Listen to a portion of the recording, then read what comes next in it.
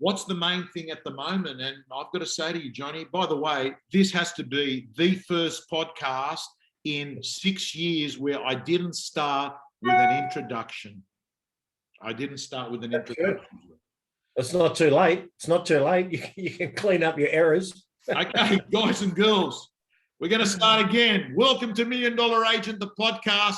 So excited. John, every time I'm feeling down now, I've recorded on my phone Maguire saying in the dressing room, if you're a Tiger, you're always in the game, right? You're always in the game.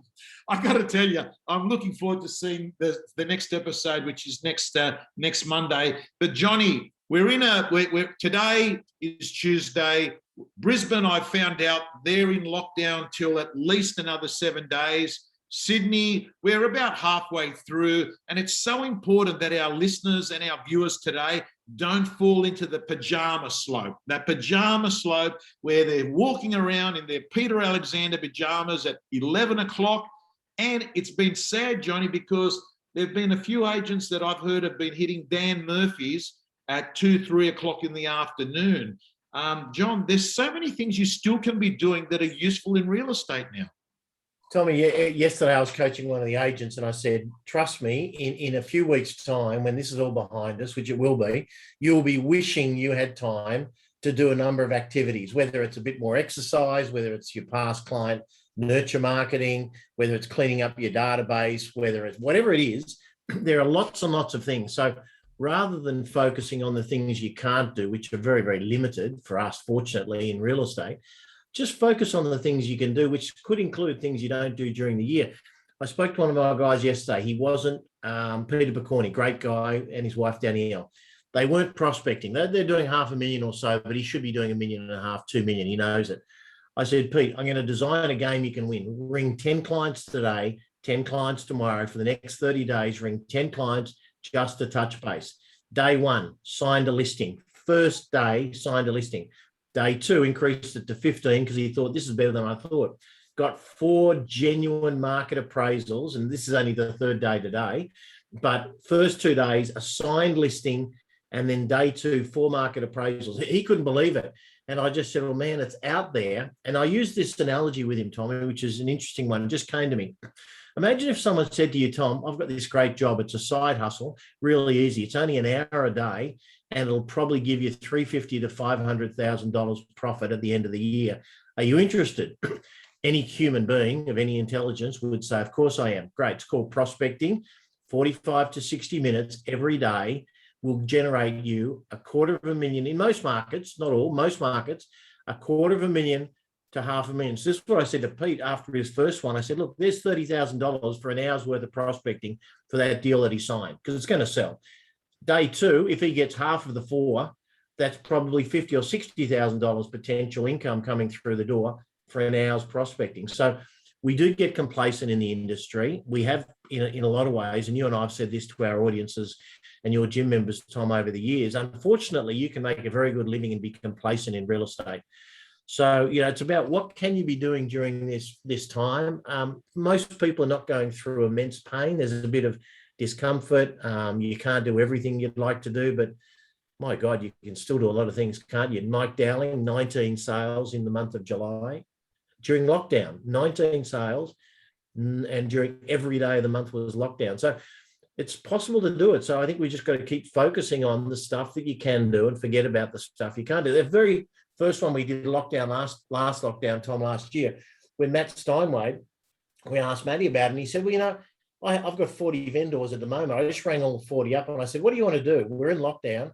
We're in COVID. We're not sure what it means. Do you still want to sell? He said 20 of them said yes. 20 said I'd rather wait. And he did the same with buyers. So he said, I just started working on the sellers that still want to sell and the buyers that want to buy. Very simple. Keep it simple. Matty Steinway rang me an hour ago. He sends me a message. He says, can you please call back? I'm at a vendor's house, right? So I ring back and he goes, mate, I've just walked out. And he goes, I'll tell you what happened. He goes, you put a video on yesterday basically saying, hey, Mr. and Mrs. Vendor, understand you might be selling in a lot of competition in October, November, and December. Why wouldn't you take advantage of selling in isolation right now while everyone's at home on realestate.com? And he says, I played this to the vendor, and the vendor turned around and he said something along the lines of, yeah, but isn't spring the best time to be selling? And Matt said, you know what? Like, there's nothing else there. People are going to pay over the top now. There's nothing to pick from. Anyway, he signed up the listing, right? Matt also told me he sold a property last week for 8.8 million in Avoca. I think he's got the record in Avoca. Beachfront. Beachfront, right? So yeah, incredible. And I'll just go from there, because you're just talking about beachside. Tim Cullen, who's one of our very top agents and a long-term member of our team, he just listed 23 listings in July. So I rang him up last night. I was walking Schnitzel up to IGA to grab some food.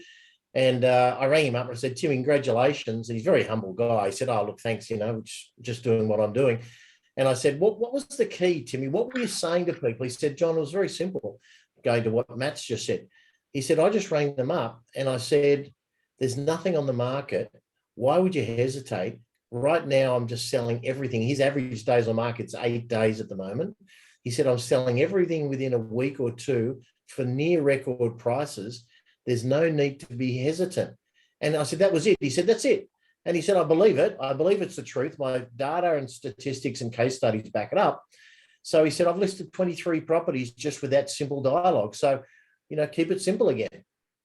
John, I want to ask you this question without notice. I'm sure you'll know the answers to these, right? I had a guy that's not related in real estate. He's actually a professor he's a lecturer and academic at the University of Sydney, but he's one of these guys that follows real estate. And he said to me, I can't help it, but in the areas that we're around, why is it the McGrath agents are the best?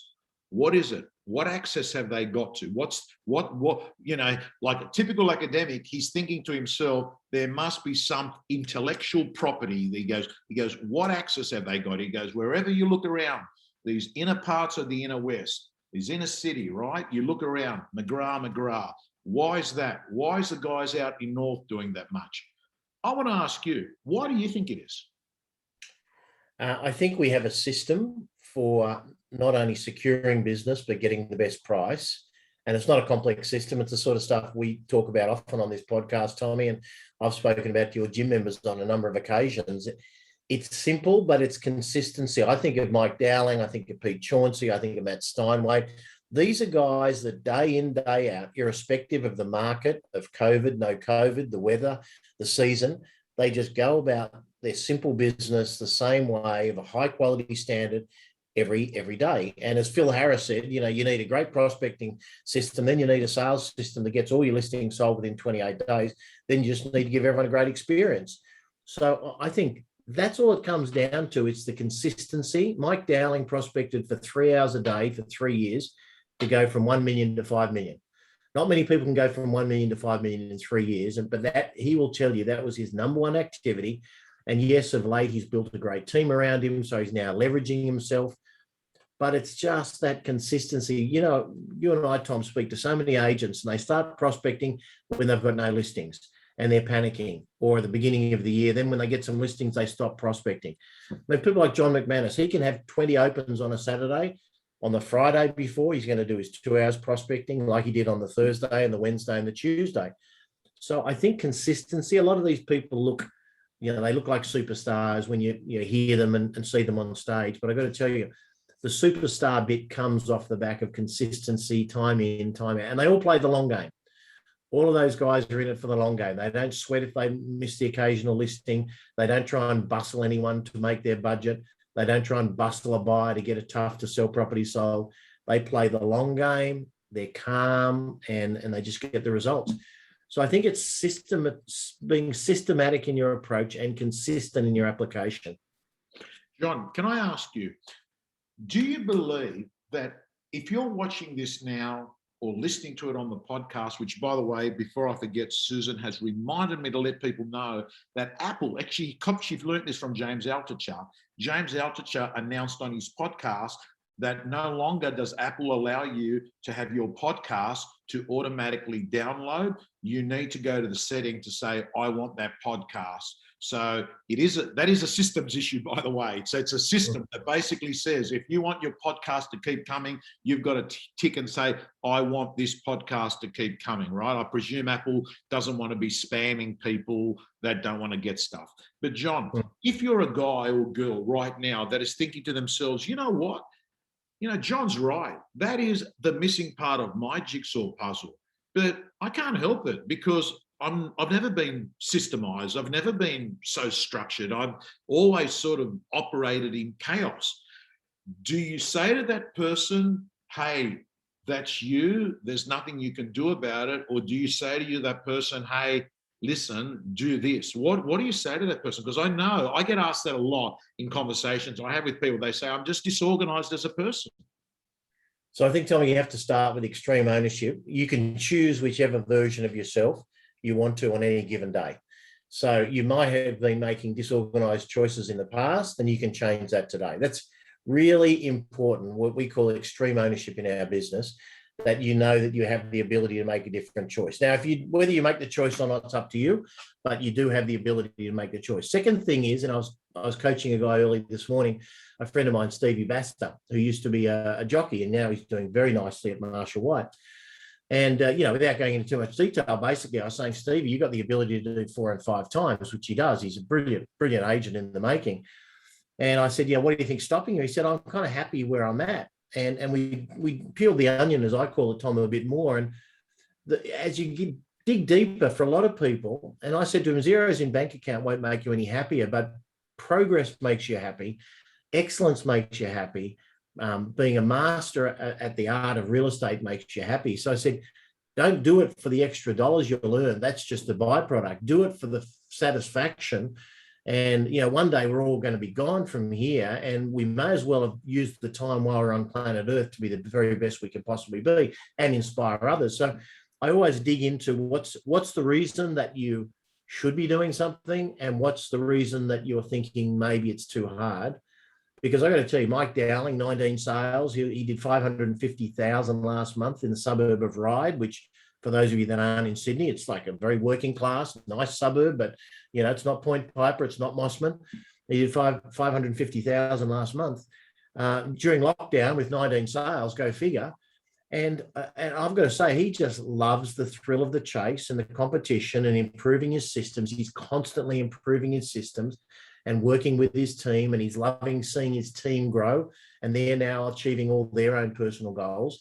So it's kind of, I think you've got to drill into what it is that's holding you back. And it's always you that's holding you back. It's no one else. Okay. So I like that.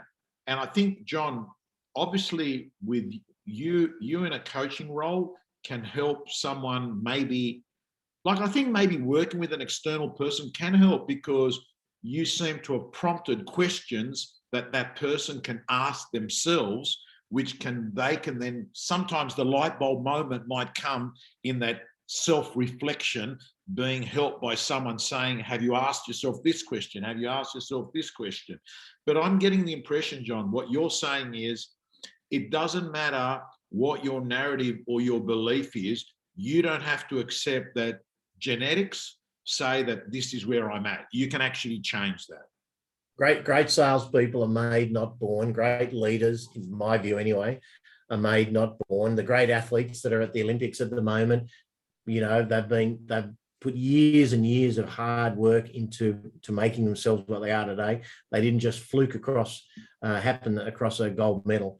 So yeah, I think you can really create anything you want in this incredible industry of real estate. I mean, the fact that during lockdown, most of us can still continue to serve our clients almost unfettered or unchanged from before is really quite amazing. So I just, out of appreciation that I've found this industry and that we've all found ourselves together in this place and that we're all alive, and it's just, you want to be your best. And I think that's the gift you get out of it. The dollars come and go, but that's the gift is being your best, I think.